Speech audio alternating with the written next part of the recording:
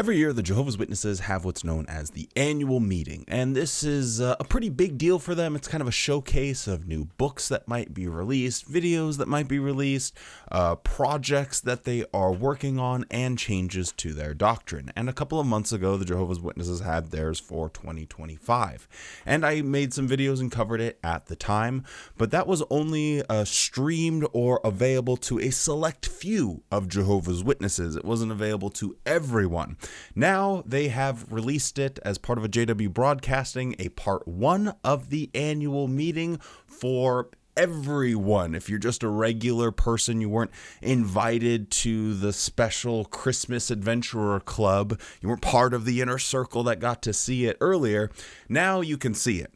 And one of the things that I do on this channel, and I think it's kind of entertaining, is I compare what was shown live versus what they have available for everyone, because historically there's always been some differences. Last year was a real humdinger because there was this curious case of showing the audience clapping and the reactions maybe not being the reactions of what they were saying at the time. Anyway, there was a whole little clapgate saga that we went on, a whole rabbit hole essentially. So I was salivating at the moment. I'm like, okay, what have they changed? What have they edited this year? And at least for part 1, it was bupkis. It was nothing. They were so dialed in. In times past, I think they had even edited out entire talks before. Cut around, big sections of talks, but obviously people clowned on them and made fun of them. So last year, they just got a little bit funny with the editing of clapping, and still I managed to find a way to make fun of them, but they have learned their lesson. They didn't want some goofball on YouTube making fun of them anymore, so they were locked and dialed in. So there's not a lot of editing things to report here on this one, but I did want to cover some of the things that I didn't talk about in my initial videos about that. So let's speed run through the annual meeting here and see what's going on. I don't know why my voice cracked, but we're going to leave that in there because finger guns. Wow. There's one for the day ones. Run the damn intro.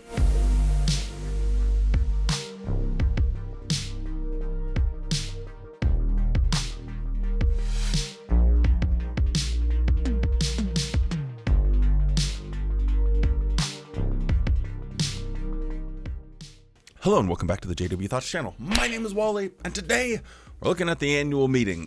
Quickly before we get into it, don't forget to drop a like on the video. Literally takes half a second and it makes a massive difference. It helps me, helps the channel, helps the message. So be part of the solution, not the problem. Wow, that was like some guilt tripping call to action. I like that one. I'll have to remember that. Anyway, subscribe if you're not already subscribed, if you like stuff like this. With all that being said, let's go look at the caged Keegler himself and see, I guess the one thing that they did edit here, I guess I may as well do that. They didn't actually show the talks how they initially were presented. So they're calling this part 1, but it's actually part 2 of how it went. So they're showing the end first. Why they're doing that? Really couldn't tell you. They created an interesting situation because Jeffrey Jackson, who's the host of this thing, or not the host, the chairman, he has this little quiz game that he's playing with people where he's going to ask them a set of 15 questions to see if people can get them all right. And so they have to edit out when he numbers the question so it doesn't seem like this was actually at the end. Because if they did, he'd be starting this one. Okay, now to introduce Gage Flegel, and have you thought about question number 9? People are like, wait, where are questions 1 through 8? So I don't know why they made the choice to show the end of it. My best guess is they felt that the section about changes to Bethl, that was probably the most significant thing to come out of the whole annual meeting, and I've talked about it a couple times here already on the channel, but the changes that they're making to Bethl about not being a lifelong assignment, I felt were the most important, so I could see why they wanted to put the second half first to get all other Jehovah's Witnesses that didn't see this the first time around, or it wasn't, available to everyone. They wanted that message to be out there because they probably heard whispers of it. That's probably just the right answer. That's the only thing I could come up with, but if you have a better answer, let me know. Anyway, let's listen to a couple clips of this talk. I have a question for you, too. Which governing body member speaks Australian English? Australian. Our chairman. Let's play another trivia game. This one is entitled, Which Bible Character Said It? Are you ready? Here's our first quotation. Jehovah your God is God in the heavens above and on the earth beneath. Who said it? Yo, Baba. Rahab the prostitute heard about the great things Jehovah did for his people. She connected the dots, and she basically said, God is really among you. Here's a photo of the National Stadium in Kigali in August. Why were all these people from different backgrounds and ethnicities gathered together in peace, love, and unity? Was it for a soccer match? No. It was a family reunion of God's ministers, the Pure Worship Special Convention. The peak attendance on Sunday was 43,228. And how many were baptized as Jehovah's Witnesses? It wasn't quite 3,000 as on the day of Pentecost, but the total still reached 927. Remarkable? Absolutely. Heartwarming? Without a doubt. Proof that Jehovah's Spirit is active today? Undeniably. Well, following that convention, 3 non-witness journalists on the radio discussed the well-organized and disciplined behavior of Jehovah's Witnesses. And at a certain point in the conversation, one of the journalists said with a bit of skepticism, he said, what if we were all Jehovah's Witnesses, thus ideally converting the whole world? How could the world manage? Well, his fellow journalist answered, in that case, no one would be fighting against another. What would soldiers be there for? He continued, if the whole world were Jehovah's Witnesses, there would be no wars at all. At the convention itself, a high-ranking officer, police officer, said in part, let me tell you the truth. You are the ones who worship the true God. No other group of people could enter a stadium of this size without causing chaos. It is only you. Again, the testimony of non-witnesses rings clear. God is really among you. Yes, over 9 million Jehovah's Witnesses prove themselves to be God's ministers. What a tremendous privilege we have to be a part of that blessed group. So this talk is a lot of self-glaze. It's the whole point of it. It's like 20 minutes long, so I've just kind of condensed it down here. The basic idea behind it is, boy howdy hey, we're God's one true people on earth because here's some scriptures in the Bible that prove it. And I always think it's a healthy thing to be able to step back outside of like this particular bubble and look at the company that Jehovah's Witnesses keep. They have this message that, if everyone was a Jehovah's Witness, there wouldn't be any war. All you need to do is be a Jehovah's Witness and all of the problems throughout the entire world will immediately be solved. And I think it's funny and a good thing to be able to look at what other groups that think or say similar things, and just so we can kind of compare and contrast the company that Watchtower keeps.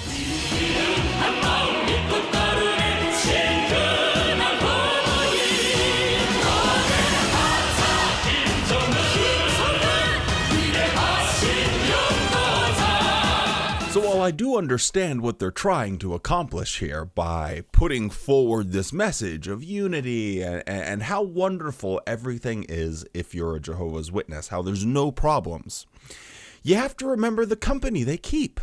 They're with like the likes of North Korea. Like, if you go up and you say, hey, do you think that a healthy organization is going to mirror North Korea? in how they talk to their people and how they talk about themselves. No one outside of North Korea is going to say, yeah, absolutely. And the same thing happens within the Jehovah's Witnesses. Now, if you talk to someone who's escaped North Korea, they will tell you a very different story. If you talk to someone who's escaped the mind control tactics of the Jehovah's Witnesses, they will tell you a very different story. So if there's only glaze, if there's only praise, if there's only whoop, whoop, whoop, yeah, we're the best, you might want to just take a step back and ask yourself, is this just a bunch of propaganda? But sadly, we still live in Satan's world. And even some who recognize that God is among us, they harden their heart, they fight against us. Haters will hate. Ridiculers will ridicule. Persecutors will persecute. Until Jehovah finally says, enough. So to all of you dear ones who are being ridiculed or persecuted, those of you who are under house arrest or imprisoned, please remember that we see you. We love you. Jehovah sees you. Jehovah loves you. And be assured that you will triumph. Why? Because you have Holy Spirit from the God who created the universe. When you're persecuted, you prove yourself as one of God's ministers. And when your persecutors are no longer even a memory, you will live. Why? Because God is really among you. This is a really curious delusion that he has here to wrap up his talk. There are people, because we live in Satan's system, that recognize that we have God amongst us, and yet they harden their hearts, echoing the idea behind Pharaoh. Who specifically is he talking about? Like, actually, who? Who says the Jehovah's Witnesses have the truth? They are God's people, but I just don't like them very much, so I'm going to persecute them. If that person exists, please contact me. I would like to talk to you. I would like to find one person that's actually being honest, not just trolling. I would like to talk to the one person of the 9 billion people on planet Earth that actually, truly and genuinely has this thought. Yeah, obviously they're God's people. Obviously the end is right around the corner. Obviously the only way to survive the incoming Armageddon is to be a Jehovah's Witness, but I don't want to do that. I want to persecute them and throw rocks at them. Huh? Are you just talking to someone that is like high off their mind on Fent and just spouting a bunch of gobbledygook and saying, yeah, well, look, that guy right there, he's persecuting us. Like, what type of delusion has this man convinced himself of to say this, knowing it's going to be broadcast to all Jehovah's Witnesses around the world? And what witness is going to hear this and think to themselves, yeah, that's just like who did maybe my neurons aren't quite firing. Maybe I'm a little bit off today, but I seriously cannot think for the life of me of ever hearing someone say that. So Don Quixote's over here just like fighting his own demons. But anyway, the next talk is by Jody Jedley, and it surrounds releasing a book. I guess we'll play a couple clips from there. And it's not only about governmental persecution. There are so many different situations where we need courage. Please notice the following video, some of those different situations.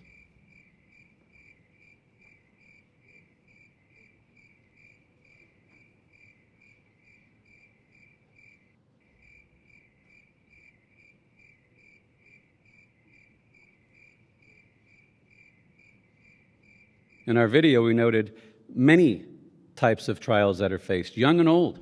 Man, nothing gets a live audience more hype than viewing a random assortment of pictures in total silence.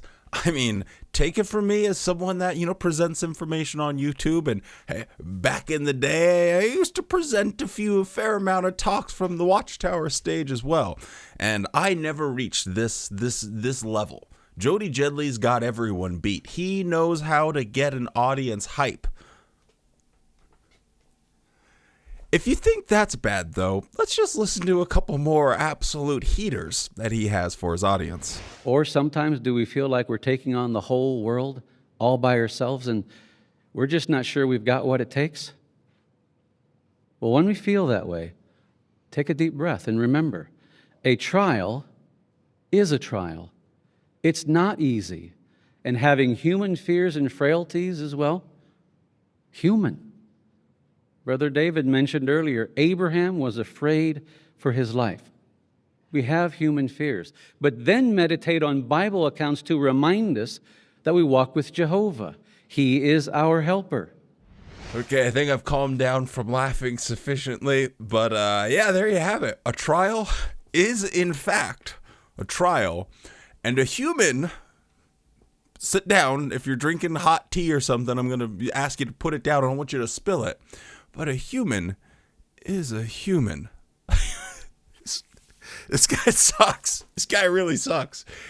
This is like when he's really trying to hit a high point. He's really looking his audience in the eye, and they do their little build up with a scripture and an example from the Bible, and then they make, they in the third act, they're like, okay, now the big reveal.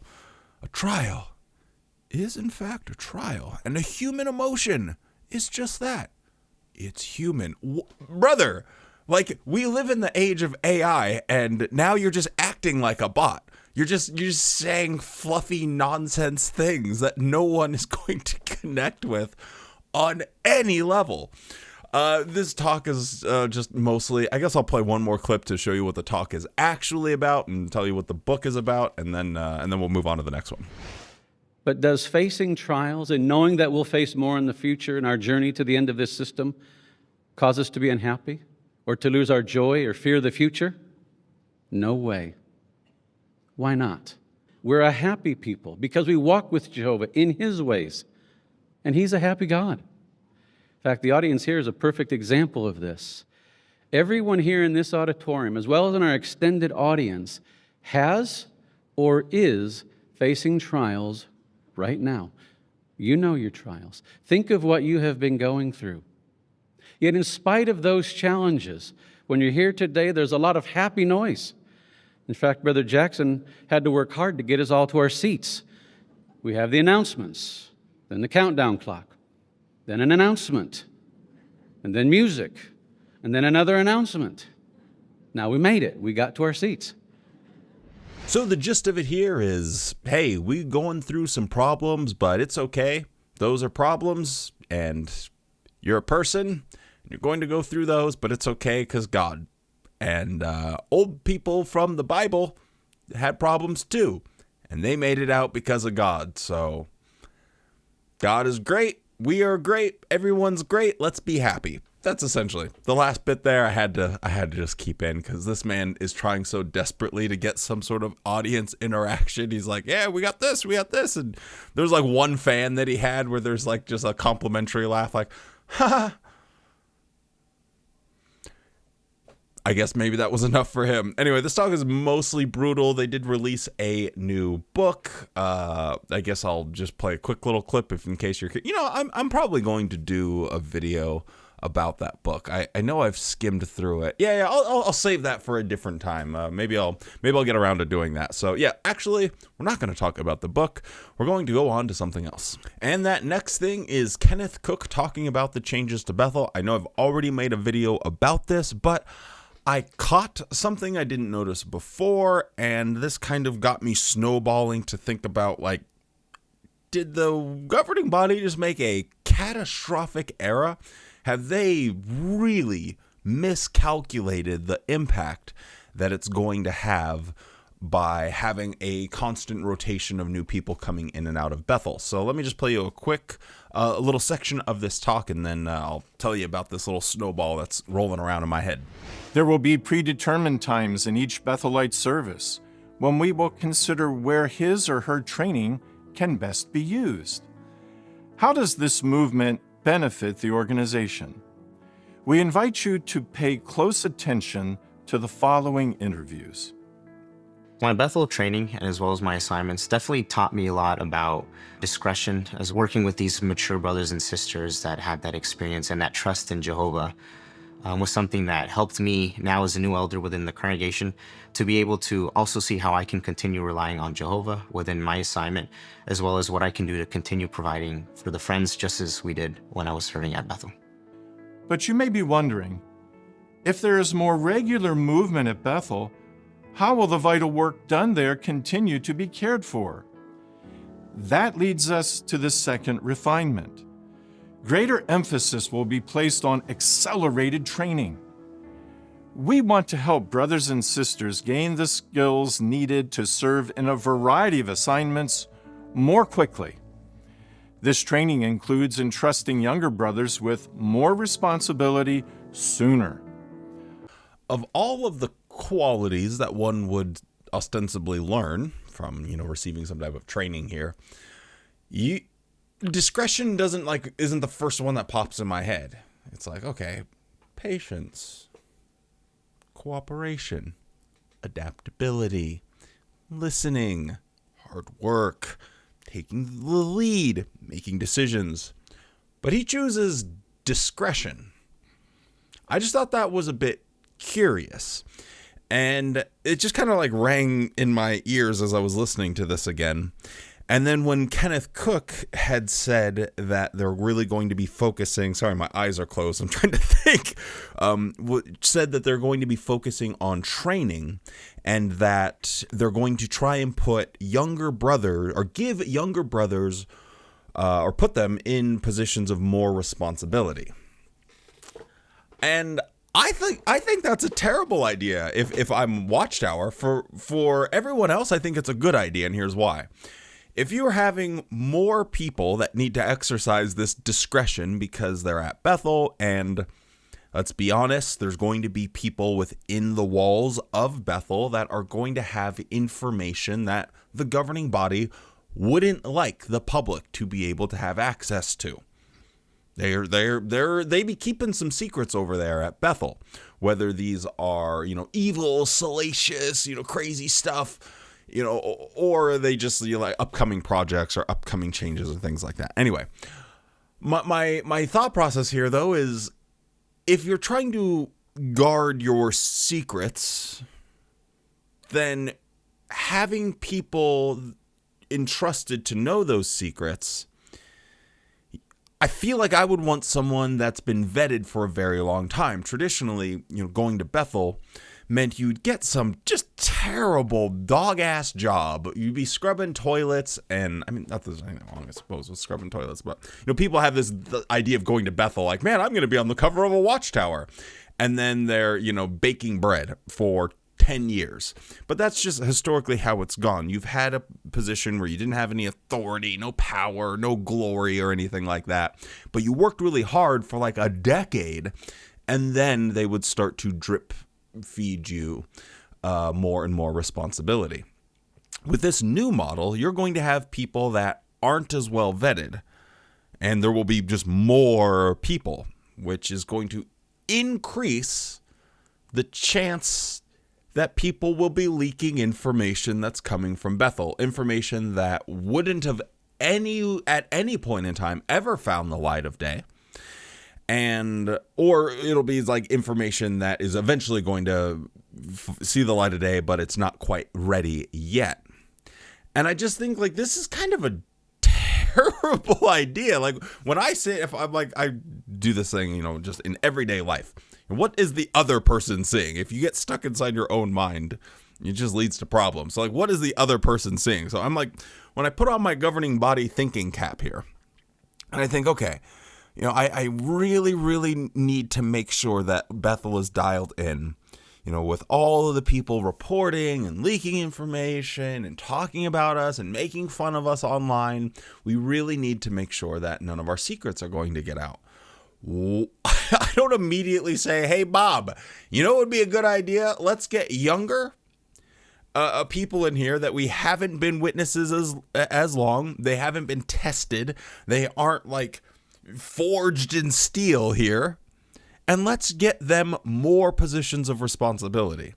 So I think this could go a couple different ways. Maybe they are just going to really solidify the power structure within the organization. Maybe those people that are governing body helpers, people that have been there for longer, any sensitive information is only going to be through a very small Christmas Adventurers Club. I think that's the second time I've made that joke in one video. Did I say that earlier? I can't remember. It's a reference to a movie. If you know, you know. And if you know, you laughed. So there you have it. But yeah, I could see them trying to like really consolidate that power so that way there's less likelihood of stuff getting out. Or they just didn't actually, like they legitimately did not think this through. So anyway, I'll be curious what this looks like here in a couple of years. And if there's a lot more information that's coming down the pipeline directly from inside the walls of Bethl, or if we find that there's less. I guess I suppose I could convince myself I could go either way, but we'll have to see. But when they interviewed the guy and his first thing that he said, oh yeah, I really learned discretion. I thought, man, are they priming people? Are they trying to get them ready with the idea that they're going to have to keep secrets? A little bit curious. Anyway, checks notes. I think this is just like bad joke. Took an announcement out.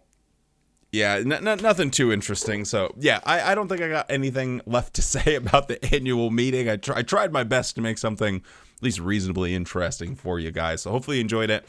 That's the annual meeting in a nutshell. There's new tracks. There's a new book.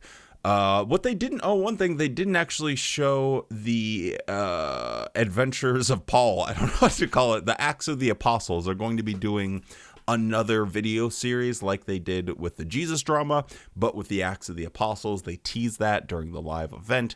They did not talk about it here in the uploaded version, so most Jehovah's Witnesses won't be aware of that.